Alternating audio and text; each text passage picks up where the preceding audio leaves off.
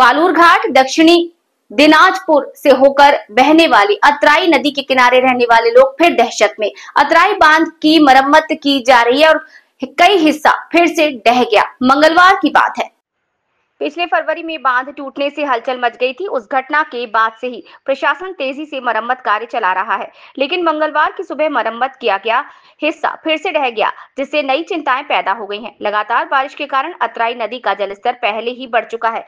स्थानीय लोगों को डर है कि यदि जलस्तर इसी तरह बढ़ता रहा तो बांध का क्षतिग्रस्त हिस्सा पूरी तरह से ढह सकता है।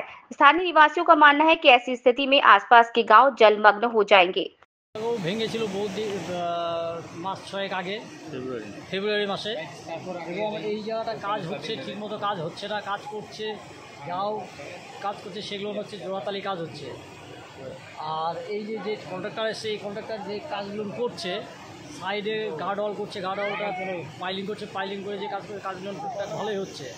এবং এরপরে যদি জল বেশি বাড়ে তাহলে পুরো এলাকাটা এবং মানে ফ্যামিলিগুলো সব জলে ইয়েতে ভেসে যাবে।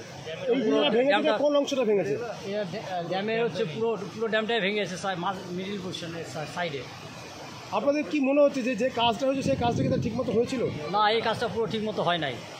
এবং আগে যে কন্ট্রাক্টর কাজ করেছে সে কন্ট্রাক্টর কোনো রডই দেয় না। এখন দেখা যাচ্ছে যে সব কমা রড দিয়ে কাজ করেছে এবং ঢালাইটা ঠিকমতো ঢালাই ঠিক করে নেয়, পাকাপুক্ত ঢালাই হয় নাই। গতকাল এটা কখন ভেঙেছে? গতকাল রাত্রি 2টো থেকে মোটামুটি জল বাড়ার পরেই এটা ভেঙে পড়ে। কতটা আতঙ্কে আছেন আপনারা? আমরা এখানে পুরোটাই আতঙ্কে আছি, এবং এই আশেপাশে যে ফ্যামিলি গ্রামবাসীগুলো আছে, বাড়িঘর আছে, তারাও পুরো আতঙ্কে আছে।